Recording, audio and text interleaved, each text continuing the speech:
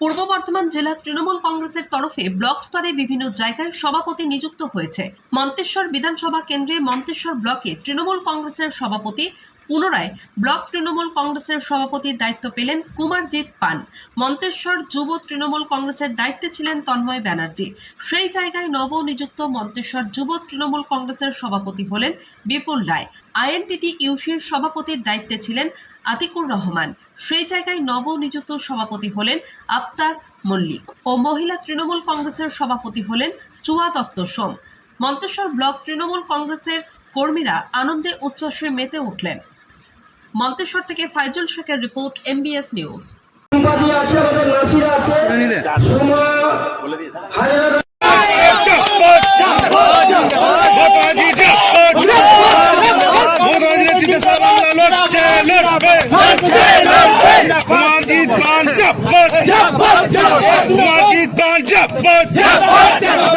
Babul Khan Kusumgram